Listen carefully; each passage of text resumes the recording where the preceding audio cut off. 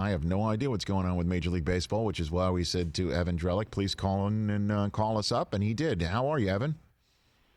Another day, another twist. It doesn't seem to end. Thanks for having me, Rich. You got it, Evan. So what's the O. Henry latest with the twist, sir? What do you got for me? Well, we are waiting to see if the league will up its offer from 60 games. So that came in when Tony Clark and Rob Manfred met face-to-face kind of secretly in Arizona, where Tony Clark normally lives. And it's progress because it includes full prorated salaries. It's the one thing the players have been harping on for a long time. They're not going to take a further per-game pay cut. And the owners finally came up off of that, but the players are sitting there now looking at it and saying, this isn't that much different money-wise than what it would be if you just implemented that 50-game season you were threatening to implement. So we want some more games here. And the league is saying, wait, I thought we had a deal. So even when they have a nice face-to-face meeting and make progress, there's something dragging everybody down. Okay, so then let's take it step by step here. So the commissioner last week at the draft says 100% we are playing baseball because we still have that backstop where I can unilaterally say this is what we're doing. The Players Association then says on Friday, well, it's time for you to do that because we're done talking. You just tell us when and where.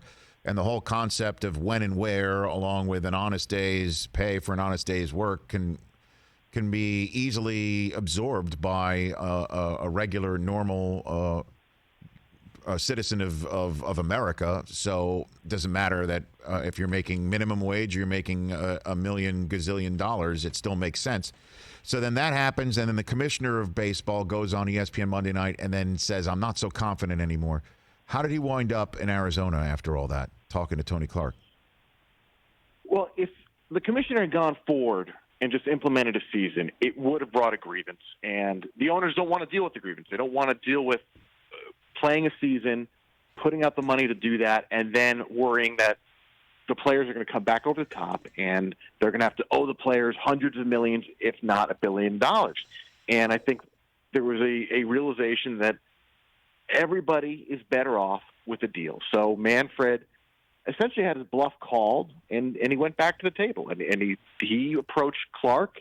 They got together in Arizona, and they started to work on the framework of this deal. But where they diverge here is whether or not they actually got to a hammered-out framework. The league clearly thinks, we had something in place that needed to be ratified, essentially, that you were going to bring back to your players.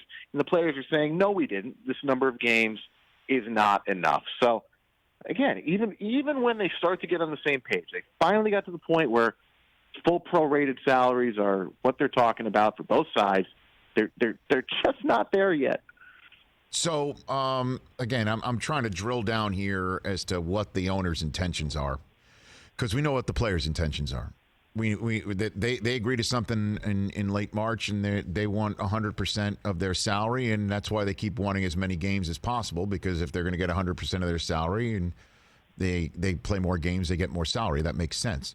The owners, again, look, these are smart businessmen, and the commissioner is a labor lawyer of the first variety. How do they not know that an institution of the season from Manfred, the backstop that they've been touting, wouldn't bring a grievance that they wouldn't want? I mean, how in the world? So what are they doing, Evan? What are they doing?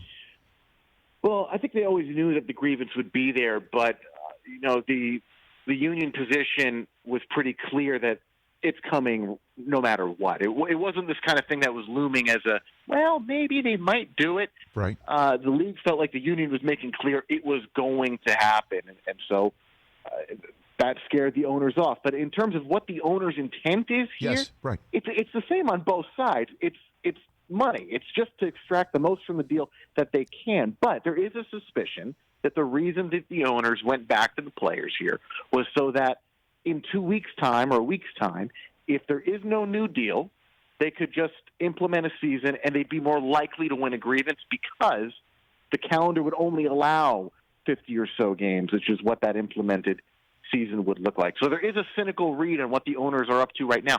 But the fact that they did get to the same point on full prorated, the fact that the league has now made an offer, speaking the players' language on that one point, yes, leads me to believe we're going to get somewhere. Hey, you watched all the way to the end. Thanks for that. Watch more right here.